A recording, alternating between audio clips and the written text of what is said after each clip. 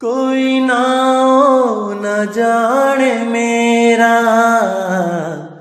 नाओ न जाने मेरा, कोई नाओ न जाने मेरा, नाओ न जाने मेरा।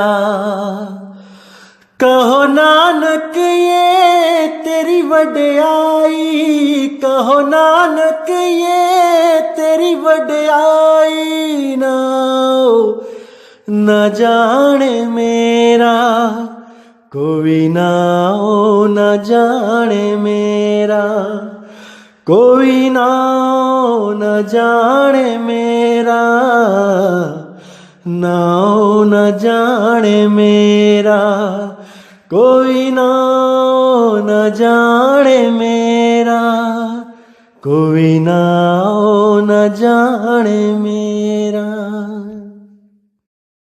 नमस्कार दोस्तों, मैं पूरी उम्मीद करता हूं कि ये मूल ज्ञान आपको बिल्कुल स्पष्ट एक एक चीज समझ में आ रही होगी। जो विवेकी हंस है वो, जिनको नहीं समझ में आ रहा है वो अभी भी गालियां ही दे रहे हैं, बट इट डजंट मैटर, कोई फर्क नहीं पड़ता।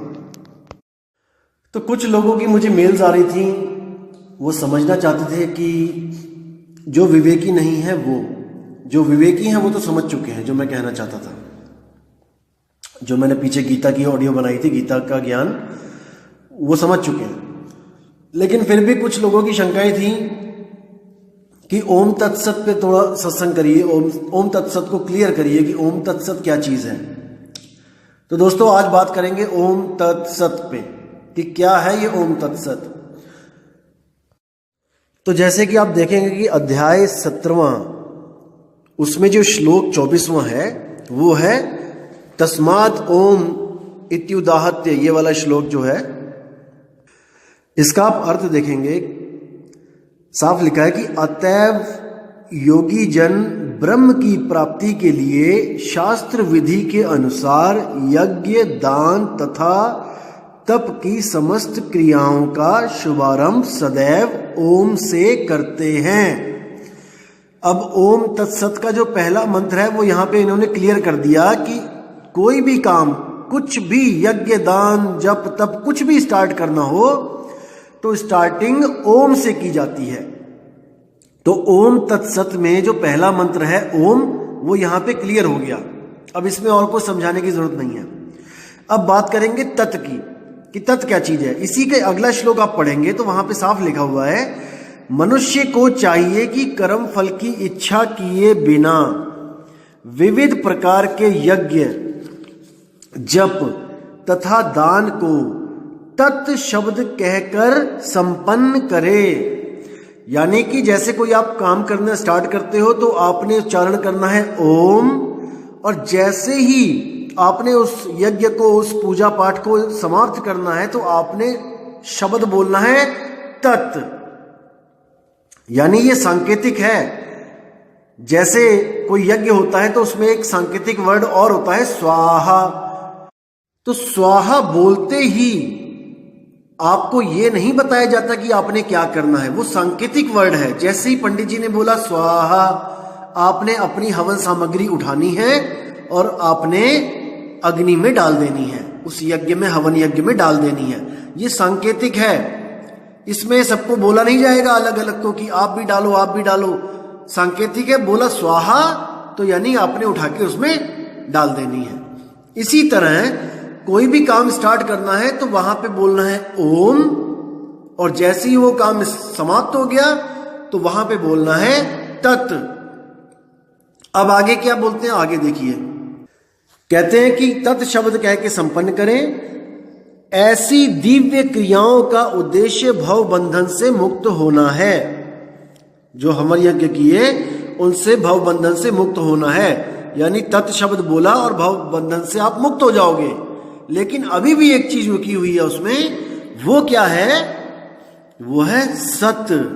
अब इस सत्य पे बात करते हैं। अगला ही आप देखेंगे श्लोक, उस पे सत्य के बारे में बताया गया है कि परम सत्य भक्तिमय यज्ञ का लक्ष्य है। यानी परम सत्य जो है वो भक्तिमय यज्ञ का लक्ष्य है। यानी यज्ञ करने का लक्ष्य है परम सत्य, और उसे सत्य शब्द से अभिहित किया जाता है। यानी इस ओम तत्सत में उसे सत्य शब्द से याद किया जाता है, उसे पहचाना जाता है।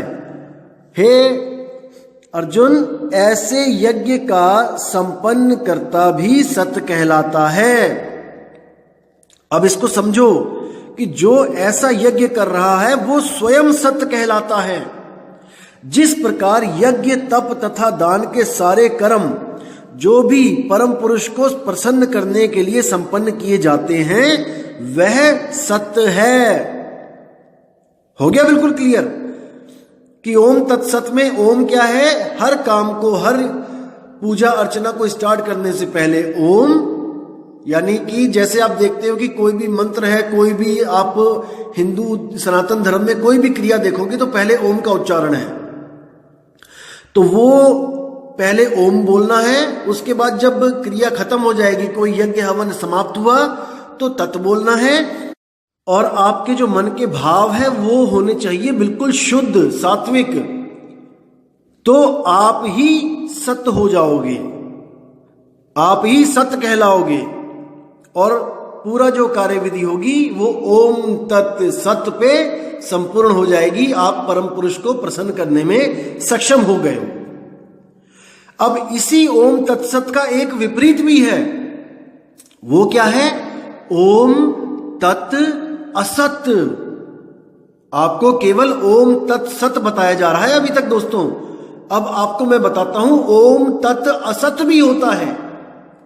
अगला श्लोक देखिए, उसमें क्या बोला गया है? अश्रद्धया वाला कि हे पार्थ, श्रद्धा के बिना यज्ञ, दान या तप के रूप में जो भी किया जाता है वह नश्वर है, वह असत कहलाता है, और इस जन्म तथा अगले जन्म दोनों में ही व्यर्थ जाता है। ये आखिरी श्लोक है जिसमें असत्य का भी सांकेतिक ज्ञान दिया गया है कि अगर आप बिना श्रद्धा के कोई भी यज्ञ, दान, तप करते हो और उसमें ओम तत्व भी बोल देते हो, जैसे आपके मन में बिल्कुल श्रद्धा नहीं है और आप मजबूरी में कोई यज्ञ कर रहे हो, जैसे कोई भी यज्ञ आप कर रहे हो और आपके मन में बिल्कुल श्रद्धा नहीं है कि मैं इस यज्ञ को करूं, लेकिन एक लोक लाज में आके आप इस यज्ञ को पूर्ण करना चाहते हो, खर्चा भी ज्यादा हो रहा है, दिल भी दुखी है, तो आपने यज्ञ करने से पहले ओम भी बोला और यज्ञ समाप्ति पर तत्व भी बोला, लेकिन आपके मन में सत्य नहीं है, श्रद्धा भाव नहीं है, तो वो यज्ञ ओम तत् असत्य कहलाएगा। लेकिन अगर आपके मन में पूरी श्रद्धा है, आप पूरा अपने मन से ये करना चाहते हो, श्रद्धा भाव से करना चाहते हो, तो आपका यज्ञ ओम तत् सत्य कहलाएगा। ये फर्क है ओम तत् सत्य और ओम तत् असत्य में, ना कि ये कोई मंत्र है। ये कोई मंत्र नहीं है मेरे भाई, ये आपको सांकेतिक ज्ञान दिया गया है कि यज्ञ को कैसे शुरू करना है और यज्ञ को कैसे संपन्न करना है और यज्ञ करते हुए अपने मन के भाव कैसे होने चाहिए। लेकिन कुछ अधूरे गुरुओं ने इसको एक मंत्र बनाकर पेश किया और ओम के साथ तत्व को सोहम बना दिया, क्योंकि कई जगह आता है सोहम तत्व सार है। भाई मैं क्लियर कर देना चाहता हूं आपको कि यहां पर जो तत्व है वो एक अक्षर है, ओम तत्व। उस तत्व को कोई अलग से ना उसका कोई अर्थ निकाले। ओम तत्व और आगे क्या है? वो है सत्य। तो कुछ अज्ञानियों ने क्या किया, ओम को तो वैसा ही रहने दिया कि ओम तो है ही है, तत्व को क्या बोल दिया कि कबीर साहब कहते हैं कि सोहम तत्व सार है। भाई अरे मेरे भाई, वो सोहम तत्व ये वाला तत्व नहीं है। कबीर साहब कहना चाहते हैं कि बाकी तत्व नाशवान है, लेकिन सोहम यानी कि आत्मा ये अविनाशी है, ये सार है। सोहम तत्व सार है भाई, यानी आत्म तत्व वो सार है, वो असार नहीं है। उस सोहम की खोज कर, वो सोहम तू आप ही है। जैसे नानक साहब कहते हैं सोहम आप पछाणिए शब्द भेद पति आई। तो ये तत्व और सोहम का मैच इन्होंने करके लोगों को भ्रमित कर दिया। आगे जो सत्य है उसके लिए क्या बोलते हैं कि सत्य कबीर जपो साथ में, ओम श्वास छोड़ते हुए, और सोहम सत्य कबीर श्वास लेते हुए। ओम श्वास छोड़ते हुए, सोहम सत्य कबीर श्वास लेते हुए। तो ऐसे चलता है ये मंत्र, ओम सोहम सत्य कबीर, ओम सोहम सत्य कबीर, ओम सोहम सत्य कबीर। ये महा अज्ञान है।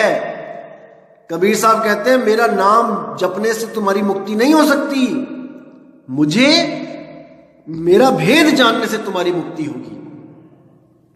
मुख से कहे कबीर कबीर तो ना कटे काल की पीर, नाम हमारा सब जग लेता। अरे तुम मेरा नाम ही तो ले रहे हो सांसों में।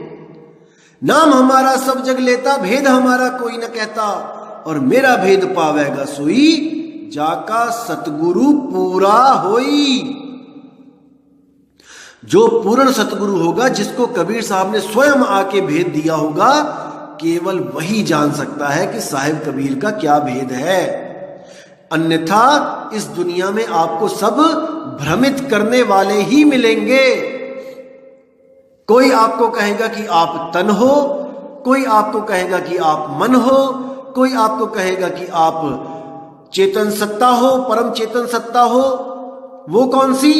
जो ब्रह्म से पैदा हुई। देखो, ब्रह्म से जो खुद जड़ है, शून्य जो खुद जड़ है, उस जड़ में से परम चेतन सत्ता पैदा करवा रहे हैं कई लोग। हैरानी होती है कि बुद्धि गई कहां पे है। परम ज्ञानी बनने का लक्ष्य है कि दुनिया मुझे परम ज्ञानी माने, लेकिन विवेक देखिए कितना है। शून्य जो स्वयं जड़ है, उसमें से परम चेतन सत्ता को पैदा करवाया जा रहा है, और उसी को कह दिया जाता है कि वो आप हो। पहला शरीर परम चेतन शरीर आप हो। अरे कभी जड़ में से भी कभी चेतना निकली है आज तक? जो स्वयं जड़ है, जो स्वयं किसी के आधार पे चलता है, वो चेतन कैसे पैदा कर देगा? हद ही हो गई है। आध्यात्मिक मैदान में ऐसे ऐसे लोग आ गए हैं दुनिया में, और कबीर साहब से मुकाबला करने की बातें करते हैं कि वो भी कुछ नहीं है हमारे सामने। तो आप लोगों ने भ्रमित नहीं होना है मेरे भाइयों।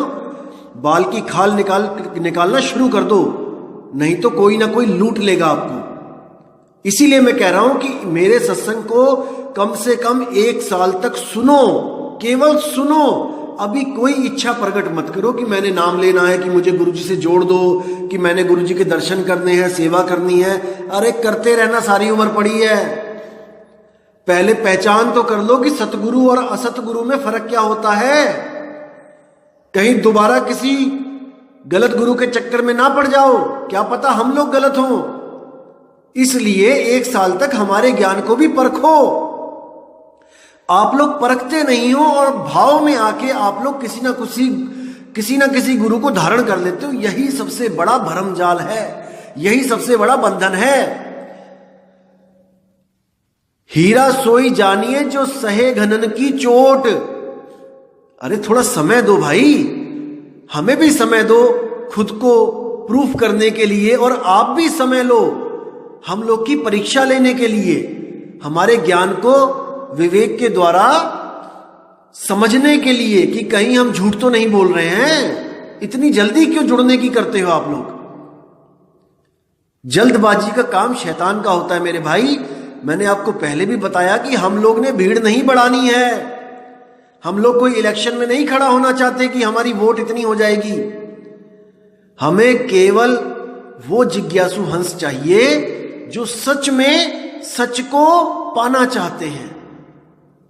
हमने कोई वाहवाही नहीं लुटवानी अपनी कि हमारे पास इतने चेले हैं, इतने लाख हैं, इतने करोड़ हैं, इतने अरब हैं। हम केवल एक चेले में भी संतुष्ट हैं, लेकिन वो एक चेला भी ऐसा होना चाहिए जो 1 लाख के बराबर है। जैसे वाणी में आता है कि 1.25 लाख से 1 लड़ाऊं, तो वो एक चाहिए हमें जो ऐसा विवेकी हो, जो 1.25 लाख ज्ञानी भी उसका मुकाबला ना कर पाए ज्ञान में, उसको कोई भ्रमित ना कर पाए। तो दोस्तों, अब मैं आपसे विदा चाहूंगा और उम्मीद करता हूं कि ये ओम तत्सत का जो जाल है ये आज टूट जाना चाहिए, और ये टूट गया होगा। विवेकी शिष्य जो हैं, विवेकी हंस, वो पहचान चुके होंगे कि कहाँ पे भ्रमित किया जा रहा था उनको। और मैं आगे भी गीता का ज्ञान ऐसे ही आपको समझाता रहूंगा ताकि आपके मन में जो थोड़ी बहुत शंका भी हो वो भी खत्म हो जाए। जैसे मैंने आपको पहले ही बोल दिया कि जो सत्य है, गीता का सार है, वो पहले अध्याय के बाद जो दूसरा, तीसरा, चौथा है वहां पे खत्म है। चौथे में तो केवल गुरु की बात करी है उन्होंने कि गुरु धारण कर। जो सार है वो दूसरा और तीसरा ही सार है। दूसरे तीसरे से आगे जाने की भी जरूरत नहीं पड़ेगी अगर आप वहीं पर उसको समझ जाओगे तो। आगे के जो अध्याय हैं वो उनके लिए बोले गए हैं जिनमें विवेक कम है, बुद्धि कम है। जैसे आप किसी दुकान पे जाते हो तो सबसे पहले दुकानदार सबसे अच्छा कपड़ा लेके आता है, सबसे बढ़िया वाला दिखाता है, ये देखिए सर। आप पूछते हो कितने का है, वो कहता है 8,500 का है। तब आप क्या कहते हैं, नहीं नहीं नहीं कोई सस्ता दिखाओ। तो दोस्तों सबसे पहले सबसे अच्छा दिखाया जाता है, उसके बाद आपकी अगर उतनी हैसियत नहीं है, आप में उतना विवेक नहीं है तो आगे से आगे घटिया दिखाया जाता है और सबसे लास्ट में तो सबसे घटिया दिखाया जाता है कि भाई ये तो ले ले कम से कम। तो दोस्तों मुझे पता है कि आप पूर्ण विवेकी हो, आप शुरू में ही समझ चुके हो कि हमें सबसे पहले क्या लेना है, कौन सा ज्ञान हमारे लिए हितकारी है, क्योंकि युगों युग बीत चुके हैं हम इस ओम तत्सत के चक्कर में भटकते हुए। अब हमने सार को पकड़ना है। सतगुरु ऐसा चाहिए जैसा सूप सुहाए, सार सार तो गही रहे, थोथा दे उड़ाए। तो उम्मीद करता हूं आपने थोथा उड़ा दिया है। तो दोस्तों इसी के साथ मैं विदा चाहूंगा और अगला सत्संग बहुत जल्दी मैं पोस्ट करूंगा। धैर्य रखें, धीरज धरें, बिल्कुल जल्दबाजी ना करें नाम लेने में, ज्ञान को अच्छी तरह समझें, फिर अपना मन बनाएं, आपका पूरा स्वागत होगा। ठीक है दोस्तों, मुझे विदा कीजिए। जय गुरु बंदी छोड़ मदन साहिब, जय गुरु बंदी छोड़ वैराग साहिब, जय जय बंदी छोड़ सतगुरु सत्य कबीर साहिब की सदा ही जय हो। साहिब बंदगी सतनाम।